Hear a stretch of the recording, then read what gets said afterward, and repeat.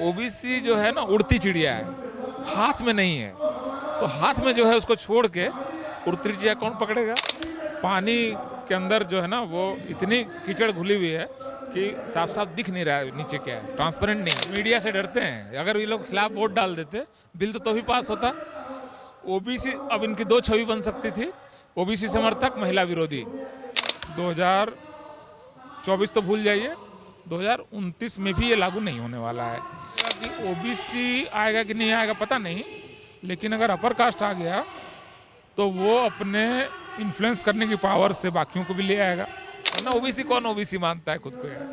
सारे तो मतलब क्या सूर्यवंशी क्षत्रिय, चंद्रवंशी क्षत्रिय, कुशवंशी क्षत्रिय, लववंशी क्षत्रिय, मतलब देवर लोअर्ड नॉट लोअर, मतलब हिस्टोरिकली ये लोअर नहीं रहे। लोअर कैसे रह सकते हैं भाई? जिसके पास तलवार है, घोड़े पे चढ़ सकता है, बाहु में बल है, राज उसके पास है, ताकत उसके पास है। तो ओबीसी के पास तो हिस्टोरिकली रहा ही होगा पावर। तो अपने ऊपर आ गई तब तो वो कर लेता है कई बार कि भाई पूरे ओबीसी का हित प्रभावित हो। अब ये आरक्षण खत्म करने की सरकार बात करे, उन्हें सीने पे चढ़ जाएंगे लोग, मतलब सीना तोड़ देंगे सरकार का। और भारत में चूंकि जातियां जो है वो ग्रेडेड इनइक्वालिटी है, तो पूरी सीढ़ियां बनी हुई है। तो हर जाति अपने से नीचे की जाति को नीचा मानती है और उत्पीड़न करती है। अगर मैं मनोज झा होता तो मैं कोई ब्राह्मणों की कथा सुनाता, मैं ठाकुरों की कथा नहीं सुनाता कि ठीक है सवर्णों ने अन्याय किया है, ऐतिहासिक रूप से यही आप कहना चाह रहे थे ना, अन्याय किया है इसलिए ओबीसी को हिस्सा देना चाहिए। फिर ठाकुर का कुआं कैसे हुआ? माली का कुआं क्यों नहीं हुआ? कुर्मी का कुआं क्यों नहीं हुआ? यादव का कुआं क्यों नहीं हुआ? कुर्मी के जैसी जाति है ना शिवाजी की, राज कर रहे थे, और मैसूर के राजा यादव, तो राजा तो रहे ही हैं ये लोग हिस्टोरिकली। महिला बिल राज्यसभा और लोकसभा से पास होने के बाद देश भर में ओबीसी को लेकर के एक चर्चा चल रही है, और साथ ही साथ राज्यसभा में राजद सांसद मनोज झा के द्वारा जो एक कविता पढ़ी गई, उसके बाद भी जो है कई तरीके के विवाद चल रहे हैं, खास करके बिहार में। इस वक्त मेरे साथ देश के जाने माने सामाजिक चिंतक प्रोफेसर दिलीप मंडल जी हैं, वरिष्ठ पत्रकार भी हैं। रांची में इस वक्त हम लोग बातचीत कर रहे हैं। सर, महिला बिल पेश होने के दौरान जो चीज़ें निकली, और ख़ास करके उस दौरान जो आपको पढ़ते हैं, जो आपको फॉलो करते हैं, आपने सबसे पहले कोटा विद इन कोटा का जो फार्मूला रखा कि इसी के साथ जो है ओबीसी महिलाओं के साथ न्याय में होगा। ये चर्चा तो चल रही है, लेकिन इस दौरान जो कविता मनोज झा ने पढ़ी, उसको लेकर के विवाद बिहार में चल रहा है और आसपास के इलाकों में। इसको कैसे आप देख रहे हैं? देखिए, अगर मैं कविता की बात करूं, दो चीज़ें आपने जोड़ी हैं, महिला आरक्षण और ये कविता। और महिला आरक्षण के प्रश्न पर बोलते हुए ही ये कविता पढ़ी गई है। तो जाति और जाति उत्पीड़न को चिन्हित करने के लिए अगर मुझे एक कविता संसद में पढ़नी हो तो मैं इस कविता को नहीं पढ़ूंगा, दो कारणों से।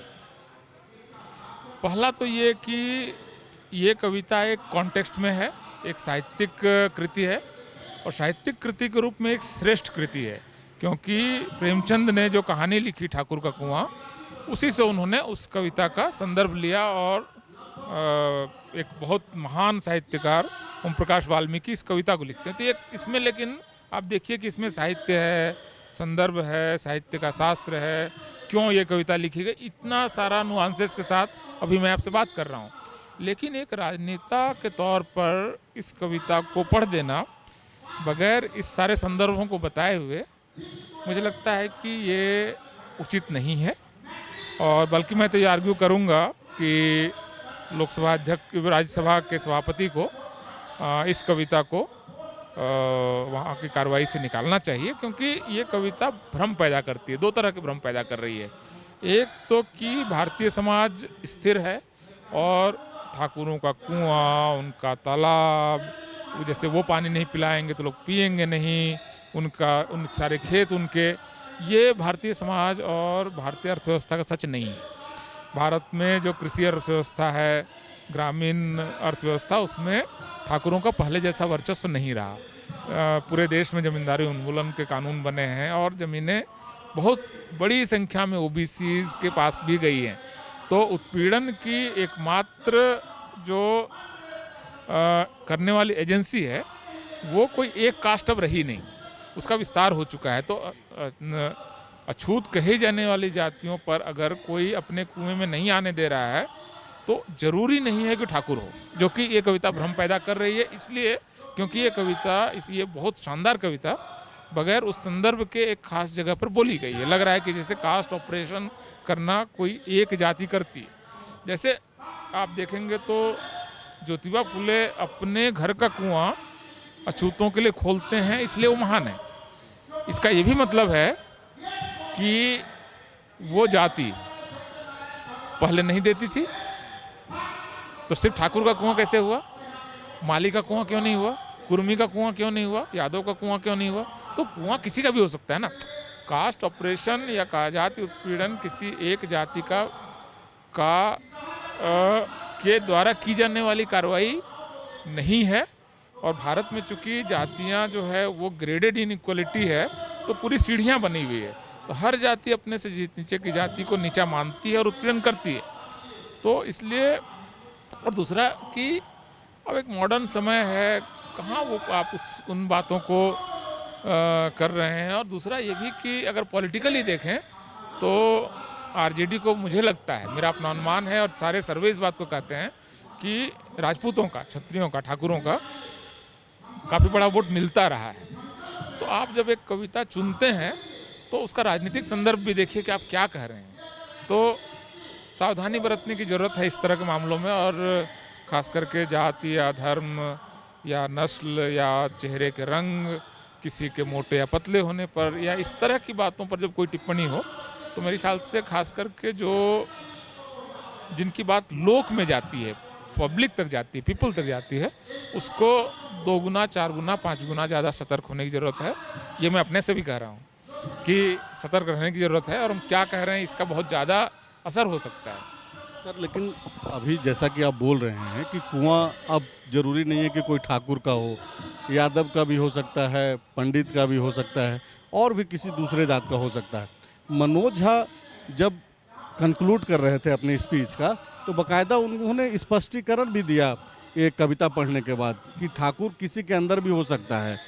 तो इसके बावजूद इस तरीके का जो बयान है, और उसको लेकर के अब 2 जातियां और उसके बाद और भी कई सारे लोग जो सोशल मीडिया पे अब लिख पढ़ रहे हैं, उसको कैसे देखा जाना चाहिए? इसको इसीलिए मैं कह रहा हूँ, आपके इरादे क्या हैं, आप चाहते क्या हैं, ये महत्वपूर्ण नहीं है। आप जो बोल रहे हैं उसका मोटा मतलब क्या समझा गया। मतलब कि आपने एक ग्रंथ लिखा, उस ग्रंथ की हर लाइन का एक व्याकरण है, उसका संदर्भ है, उसकी व्याख्या है। लेकिन आपने अगर एक ग्रंथ लिखा और उस ग्रंथ का मूल संदर्भ ये है कि आपका नीची जाति में जन्म लेना आपके पूर्व जन्मों का फल है, तो फिर इस बात से फर्क नहीं पड़ता है कि आपने उस कविता, उस पूरे ग्रंथ के एक हिस्से में कहीं पर वसुधैव कुटुंबकम भी लिख दिया है।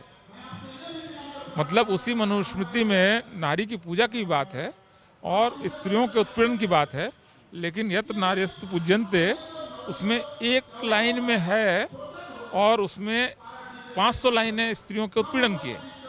तो आप जो कर रहे हैं, कम्युनिकेटर के तौर पर आपको सतर्क, आपका जिम्मा है, ओनस आपका है कि आप जो बोल रहे हैं उसको मिस इंटरप्रेट न किया जाए। मैं ये नहीं कह रहा हूँ कि कविता में कोई समस्या है, कविता बेहद शानदार कविता है, बल्कि मैं तो रिकमेंड करता हूँ कि हर यूनिवर्सिटी सिलेबस में अगर हिंदी साहित्य पढ़ाया जा रहा है जहाँ पर भी, तो ग्रेजुएशन लेवल पर इस कविता को पढ़ाया जाना चाहिए। इसका ये जरूरी कविता है।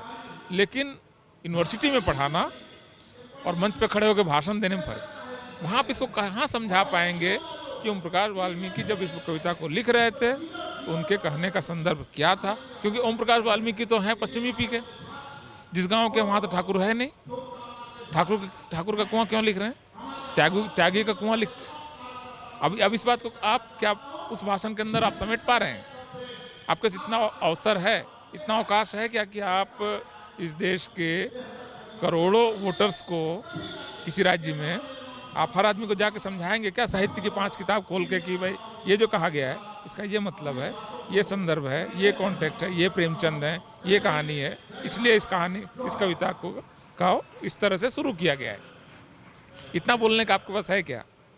तो आप ये बोल रहे हैं कि अगर आप कम्युनिकेट कर रहे हैं, खास करके अगर कोई राजनेता बोल रहा है तो उसको काफ़ी संयमित तौर पे और पूरे माप तौल करके बात करना चाहिए। उसको अगर कोई कहे कि मेरी बात को गलत समझा गया है तो दोष अपने अंदर है ना, कि हम ऐसा बोल रहे हैं जिसको गलत समझा जा सकता है। कम्युनिकेटर का फॉल्ट है ना यहाँ पर। आप ये नहीं कर सकते हैं कि एक जाति के लाखों लोगों ने मेरी कविता का गलत मतलब लगाया इसलिए वो लोग कम समझदार हैं। जिम्मा किसका है? ओनस किसका है? आप बोलने वाला कम्युनिकेटर का जिम्मा है, और कम्युनिकेटर नेता कम्युनिकेटर है। तो नेता के तौर पर आप उस जाति को क्यों अनजाने में भी कोचना चाहते हैं जो आपकी कमिटेड वोटर है, जो आप जो समाजवादी धारा है ना, समाजवादी धारा में चंद्रशेखर हैं, समाजवादी धारा में मोहन सिंह हैं, समाजवादी धारा में रघुवंश प्रसाद सिंह हैं, ठाकुर नेताओं की तो लाइन लगी हुई है। उसी धारा में बाद में चल के वीपी सिंह हैं जिन्होंने सोशल जस्टिस का इस देश में सबसे बड़ा काम किया है, अर्जुन सिंह जिन्होंने पूरे देश के शिक्षा संस्थानों को ओबीसी के लिए खोल दिया। उस ठाकुरों के बारे में आप क्यों कह रहे हैं? और आप ब्राह्मण हैं, ब्राह्मण होने के नाते जातिवाद के प्रतीक के तौर पर अगर आपको चुनना होता तो आपको अपनी जाति को चुनना चाहिए था, और ऐसी कोई कविता चुनते जिसमें ब्राह्मण विलेन है। ये न्याय होता है कि ठीक है सवर्णों ने अन्याय किया है, ऐतिहासिक रूप से यही आप कहना चाह रहे थे ना, अन्याय किया है इसलिए ओबीसी को हिस्सा देना चाहिए। मनोज झा का आर्गुमेंट ये है। इस आर्गुमेंट को कहने के लिए आपने ठाकुर का कुआं क्यों चुना? आप ब्राह्मण श्रेष्ठता की हजारों रचनाओं में से कोई रचना आप क्यों नहीं चुन रहे हैं? आप जैसे प्रेमचंद की कहानी सदगति क्यों नहीं सुनाई आपने वहां पर, जिसमें ब्राह्मण विलेन है? उसने छुआछूत किया और एक आदमी पर अत्याचार किया, हुआ अत्याचार वो आदमी मर गया, ब्राह्मण वहां विलेन है। तो आप अगर ईमानदार हैं, और ईमानदार हैं नहीं से भी ज़्यादा महत्वपूर्ण है कि आप अपनी बात को एक अच्छे कम्युनिकेटर के तौर पे कहना चाह रहे हैं। आप अगर ब्राह्मणों को ये बात कहते तो आप पर ये हमला नहीं होता। जैसे कि मोहन भागवत ने कहा कि ब्राह्मणों ने इस देश में जाति बनाई है और इसकी वजह से इतना उत्पीड़न है और हमने अत्याचार किया है, इसका रिड्रेसल होना चाहिए, आरक्षण बना रहना चाहिए। अभी उन्होंने अपनी जाति को गेज में लिया, माइक्रोस्कोप के अंदर उन्होंने अपनी जाति डाल दी, कोई विरोध भी नहीं हुआ। ब्राह्मणों, अब ब्राह्मण के बारे में जब बात करेगा तो नेचुरल है ना भाई, ठीक है हमने अत्याचार किया है और गलती हुई है, ऐतिहासिक रूप से हमसे दोष हुआ है और उसका उपचार हो रहा है। ये उपचार तब तक चलना चाहिए जब तक बीमारी है। अब ये अगर आर्गुमेंट मोहन भागवत दे रहे हैं तो ब्राह्मणों को तो गुस्सा नहीं आया ना, किसी और जाति को भी नहीं आया। तो मनोज झा को आदर्श रूप से, अगर मैं मनोज झा होता तो मैं कोई ब्राह्मणों की कथा सुनाता, मैं ठाकुरों की कथा नहीं सुनाता। आपने जो बात कही कि कम्युनिकेट अच्छे से करना चाहिए, भले ही आप राजनेता नहीं हैं लेकिन लोग आपको सुनते हैं, लाखों करोड़ों फॉलोअर्स हैं, कम्युनिकेटर हैं। ओबीसी करने के पैसे लेता हूँ। ओबीसी को लेकर के सर जो आप अपनी बातें रखते हैं प्रमुखता से, और अभी के संदर्भ में महिला बिल से अगर जोड़ करके हम लोग देखें तो ये क्यों ज़रूरी है, कैसे ये संभव हो पाएगा? आप चूँकि कांग्रेस को भी घेरे में ले रहे हैं कि अगर राहुल गांधी माफ़ी मांग रहे हैं तो ये माफ़ी मांगने से अभी नहीं चलेगा, जब वो सत्ता में रहते हैं कैसे वो एक्ट करते हैं वो पॉलिसी होनी चाहिए। तो दिलीप मंडल जी कैसे देख रहे हैं, क्या अभी की जो मौजूदा सरकार है उसके पास अभी समय है, वो कर सकती है ऐसा? नहीं, अब तो देखिए उन्होंने बिल पास कर दिया और जिन दलों को इसमें विरोध करना अपेक्षित था उन्होंने किया नहीं, तो बिल तो पास हो गया है। अभी क्योंकि ये एक ऐसा बिल है, एक ऐसा कानून है, एक ऐसा संविधान संशोधन है जिसको पास बेशक इस सरकार ने किया है, इसको लागू कोई और सरकार करेगी। अगली बार मोदी जी आ गए तो, नहीं आए तो कोई और सरकार, शायद अगली सरकार भी नहीं करेगी, उसके बाद वाली सरकार करेगी, जैसा लग रहा है मुझे।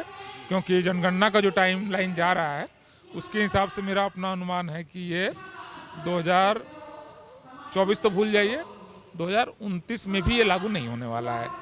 तो ये एक ऐसा कानून है जिसको आगे की किसी सरकार को लागू करना है। तब तक मोदी जी निश्चित रूप से राजनीति में शायद नहीं रहेंगे, तो चीज़ें बदल सकती हैं। आपने संविधान संशोधन किया, आप दूसरी बार संविधान संशोधन कर सकते हैं। तो लेकिन यह है कि डिमांड वो है क्या, वो एग्जिस्ट कर रही है क्या, क्या राजनीतिक दल उससे सहमत हैं, या उस डिमांड को करने के जो असर हो सकते हैं उसको लेकर राजनीतिक दल क्या ये मान रहे हैं कि अगर अपर कास्ट की नाराज़गी होगी इसको हम संभाल लेंगे क्योंकि ओबीसी हमारे पास आ जाएगा, या उनको लगेगा कि ओबीसी आएगा कि नहीं आएगा पता नहीं, लेकिन अगर अपर कास्ट आ गया तो वो अपने इन्फ्लुएंस करने की पावर से बाकियों को भी ले आएगा। ये भी तो हो सकता है ना। तो राजनीतिक दल अपने नफ़ा नुकसान को देखकर फैसला करते हैं, और निश्चित रूप से राजनीति को वो पत्रकार या विश्लेषक से बेटर समझते हैं, क्योंकि हमारी वो रोजी रोटी नहीं है, हमारा जीवन नहीं है, हमारे बच्चे का जीवन उस पर निर्भर नहीं है। हम आज बात कर रहे हैं, कल को हम पता चला कुछ और कर रहे हैं, लेकिन उनके लिए तो वही मतलब जीवन है। तो वो राजनीतिक नफ़ा नुकसान देखकर अपने फैसले करते हैं। और चूँकि मोदी जी खुद और उनकी पार्टी भी उनको ओबीसी बताते रही है, तो उनके राजनीतिक तौर पर निष्क्रिय होने का इंतज़ार क्यों करें? अगर मोदी जी अगर खुद ओबीसी समाज, और चूँकि जब राहुल गांधी वाला प्रकरण चल रहा था, उनकी सदस्यता गई, उस समय तो बाकायदा मोदी सरनेम को लेकर के ही पूरा सवाल खड़ा किया गया कि ओबीसी का अपमान। तो अगर ओबीसी को लेकर के इतनी चिंता है तो दिलीप मंडल जी क्या देख रहे हैं? क्या मोदी जी इसको समझ नहीं पा रहे हैं, या फिर राजनीति में ओबीसी को उस तरीके से माप तोल नहीं कर पा रहे? एग्जैक्टली वही मैंने कहा ना, राजनीतिक दल असल में खास करके उत्तर भारत के राजनीतिक दल की ये अवधारणा है, सोच है कि अगर हमने अपर कास्ट को एज ए ब्लॉक अपने साथ ले लिया तो मीडिया, गोष्ठियों में, बस के अंदर, पान की दुकानों में, सब जगह जो चर्चाएं होती है उस चर्चा को ड्राइव और कंट्रोल अपर कास्ट करता है, क्योंकि वो ट्रेडिशनली लोग मानते हैं कि वो विद्वान हैं, ज़्यादा जानते हैं, उनका आदर करने की आदत है, उनके नाम में अपने आप जी लग जाता है बोलते हुए। तो ये जो सम्मान करने की आदत है, तो अपर कास्ट का एकमुश्त आ जाना बाकी लोगों को खींच लाने का एक तरह से जरिया हो सकता है, जो मोदी जी ने 2019 के लोकसभा चुनाव से ठीक 3-4 महीना पहले EWS करके खेल यही किया था कि जब एकमुश्त अपर कास्ट आ गया तो सारा मीडिया आ गया, एक तरह से मेन स्ट्रीम मीडिया, सारे विश्लेषक आ गए, सारे एनालिस्ट आ गए। आप जानते हैं कि इनका सामाजिक वर्ग क्या है, इस पर हम लोग बाद में कभी बात कर सकते हैं। तो उसमें ये जब अपर कास्ट आ गया तो बाकी जातियों को फिर आप टिकट दे के ये करके कुछ कुछ मैनेज करते हैं, बाकी आप छोड़ते हैं इन पे कि अपर कास्ट को कि ये आपको मैनेज करेंगे, ओपिनियन मैनेज करेंगे, फंड भी मैनेज करेंगे। अपर कास्ट के एकमुश्त आना असल में इस देश में बहुत बड़ी ताकत है। कुल मिलाकर के ओबीसी अभी भी उत्तर भारत में ओपिनियन क्रिएट नहीं कर पा रहा, ना क्रिएट कर पा रहा है, ना उसको ड्राइव कर पा रहा है, ना उसको कंट्रोल कर पा रहा है। ये काबिलियत अभी उसमें आई नहीं है। अभी थोड़ी देर पहले सर आप जब बोल रहे थे तो उसमें आपने कहा भी कि तकरीबन 50% आबादी है झारखंड में, आरक्षण महज 14% है, लेकिन ओबीसी समाज जो है वो चुप है। तो ये उसी जो आप अभी जो बातचीत हो रही है वो उसी का परिणाम है कि इन लोगों को बहुत ज़्यादा मतलब नहीं। ड्रीम का डेफिसिट है, एस्पिरेशन का डेफिसिट है। बड़ा सपना कौन देखता है? जैसे मैं आपको एक उदाहरण देता हूँ कि एक ओबीसी परिवार है जिसके अंदर 5-7 पीढ़ियों में और सारे रिश्तेदारों में सबसे अच्छी नौकरी किसी स्कूल के प्रिंसिपल की है।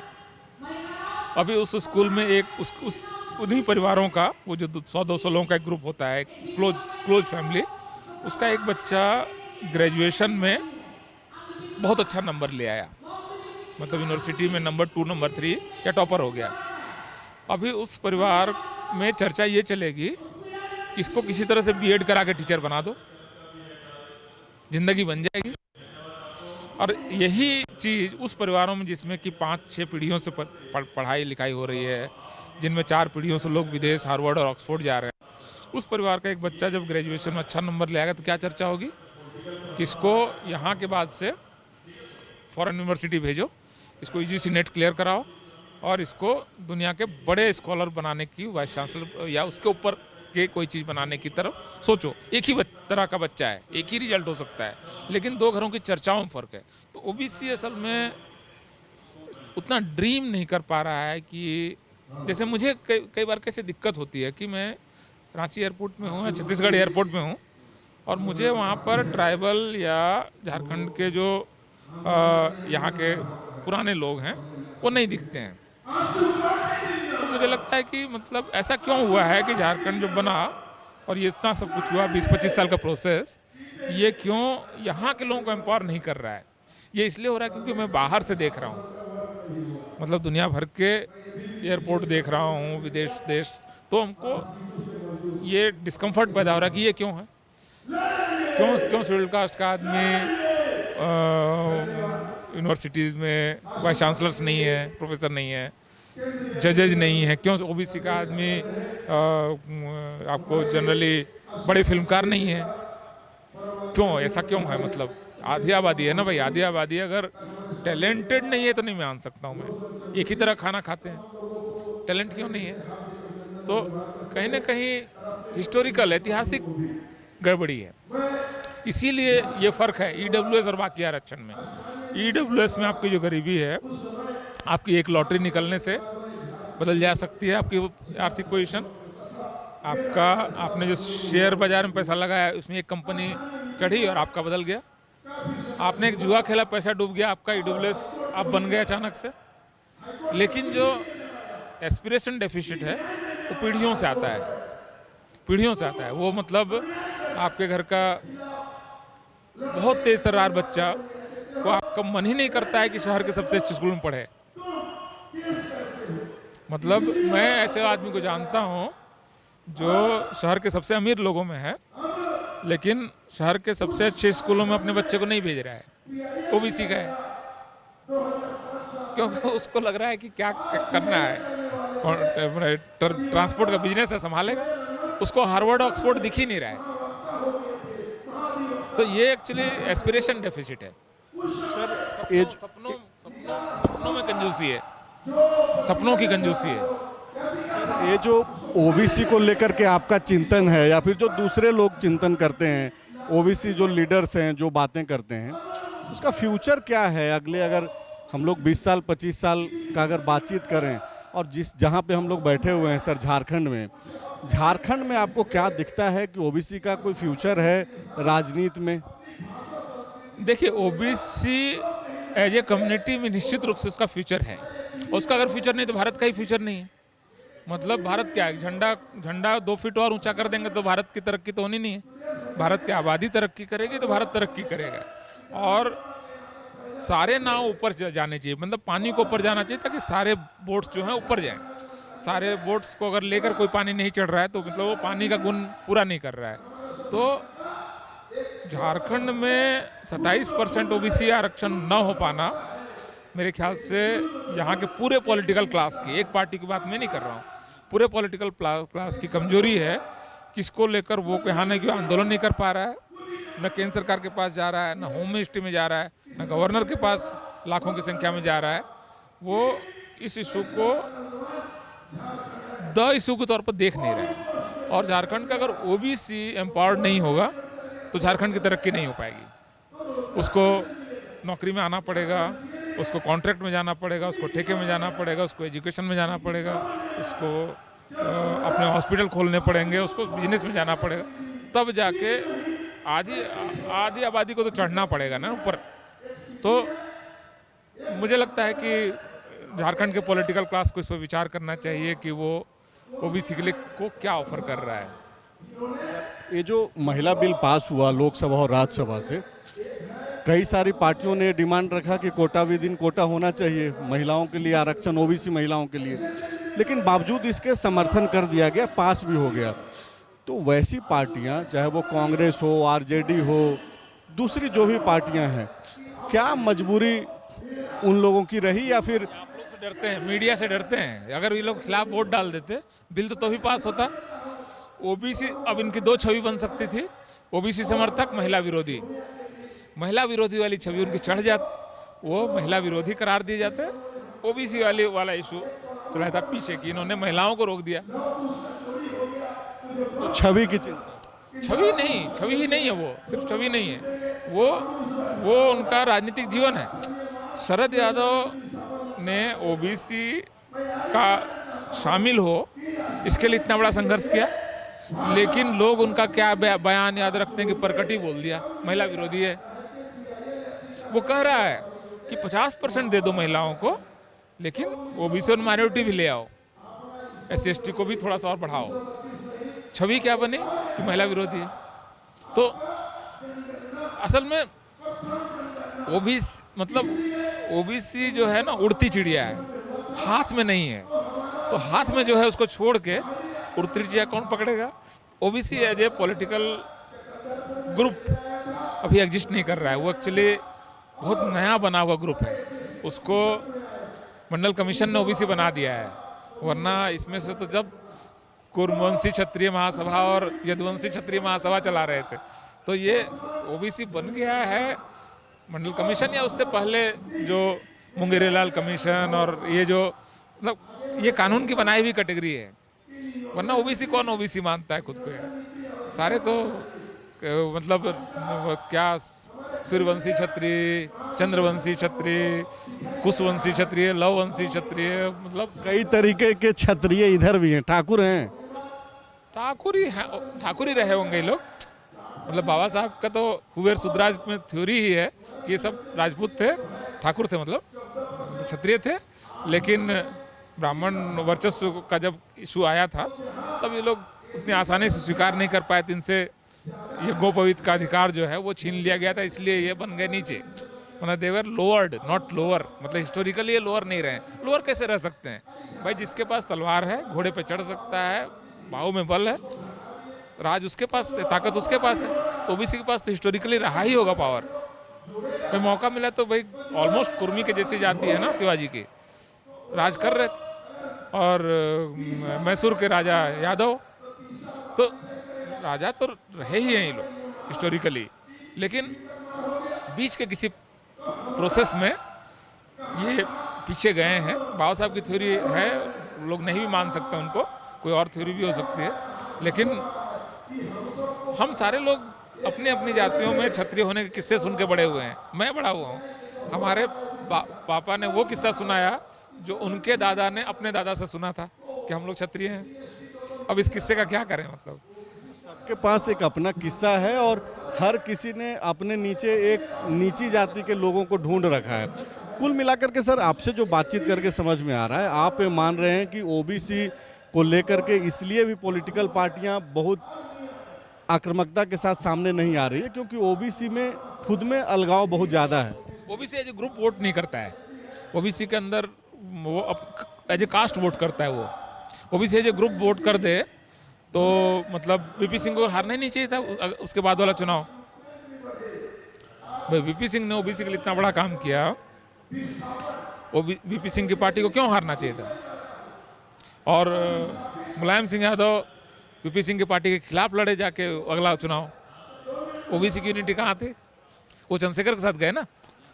तो अब ये कायदे से वीपी सिंह और मुलायम सिंह को एक खेमे में होना चाहिए ना सोशल जस्टिस के नाम पे, नहीं हुए। तो इसलिए बहुत कॉम्प्लेक्स है ये। मतलब समझिए कि पानी के अंदर जो है ना वो इतनी कीचड़ घुली हुई है कि साफ साफ दिख नहीं रहा है नीचे क्या है, ट्रांसपेरेंट नहीं है। तो OBC as a social group क्योंकि नई एंटिटी है, इनको क्या जोड़ती है? इनको आरक्षण जोड़ देता है। जैसे हुआ कि यूनिवर्सिटी का आरक्षण खतरे में है, रोस्टर आ रहा है, रोको। इन्होंने ओबीसी के लोगों ने देश भर में रेल रोक के सरकार को मजबूर कर दिया कि 13 पॉइंट रोस्टर वापस ले लिया। जब अपने ऊपर आ गई तब तो वो कर लेता है कई बार कि भाई पूरे ओबीसी का हित प्रभावित हो। अब ये आरक्षण खत्म करने की सरकार बात करे, उन्हें सीने पे चढ़ जाएंगे लोग, मतलब सीना तोड़ देंगे सरकार का। मतलब जैसे हुआ ना, मोहन भागवत ने कहा कि वो आरक्षण की समीक्षा होनी चाहिए। लोगों ने एक चुनाव हरवा दिया एक बयान पे। 2015 का तो बिहार का चुनाव ही उसी एग्जैक्टली। तो ओबीसी को अगर आरक्षण जाने का डर अब दिखा दें, वही एक चीज जोड़ सकते हैं। मतलब यहाँ पे जो आप बोल रहे हैं इसका मतलब है कि ओबीसी को भी अपनी महिलाओं की चिंता नहीं है। अगर वो ओबीसी अगर अपने लिए लड़ सकते हैं तो अपनी महिलाओं के लिए सामने क्यों नहीं आ पा रहा? सही बात है, ओबीसी को तो सच बात है कि भाई एक सीट ओबीसी महिलाओं के लिए आरक्षित होगी तो उनके परिवार की महिला आएंगी ना, लेकिन कोई देखिए कोई सुबुगाहट नहीं है ना। ऐसा ही ओबीसी है ही ऐसा, ये ग्रुप ही एक्चुअली मतलब फॉर्मेटिव एक ग्रुप है, क्योंकि देखिए अब इन्होंने मंदिर प्रवेश का दंश नहीं झेला है, अछूत होने का दंश नहीं झेला है, थोड़ी बहुत ज़मीनें हैं, लाठी भी घर में है, अब बाकी देश के बड़े हिस्से में इनके पास बंदूकें भी हैं, ये नीचे को वाले को दबा भी रहा है, तो ये बीच में फंसा हुआ मतलब बहुत मतलब एक मतलब वही मैं क्या बोलूँ उसके लिए और शब्द मतलब अच्छा शब्द नहीं है, लेकिन हाँ बीच में फंसा हुआ ये वर्ग है जो नहीं एस्पिरेशन में उसके एस्पिरेशन नीचे से आते हैं और उसके डोमिनेशन की जो प्रवृत्ति है वो ऊपर से आ रही है। दो चीज़ें साथ साथ आ रही हैं उसमें कि मैं नीचे वाला को दबाऊंगा, ये टेंडेंसी उसके ऊपर से आ रही है, लेकिन मुझे इनर्सिया को तोड़कर समाज में ऊपर जाना है और मेरी अपनी स्थिति अच्छी होनी चाहिए, मुझे नौकरी मिलनी चाहिए, मुझे हिस्सेदारी मिलनी चाहिए, ये वो पावर नीचे से ले रहा है। तो दोनों चीज़ें ले रहा है, एक वो ऊपर से नीचे दबा रहा है और नीचे से ऊपर उठ रहा है, तो ये बीच में कहीं फंसा हुआ वर्ग है। अच्छा सर, कुछ सवाल जो है वो आपसे व्यक्तिगत तौर से जो है दो तीन सिर्फ।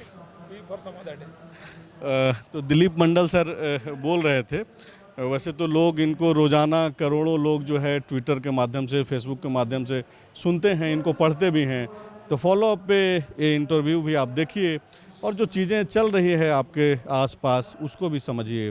शुक्रिया।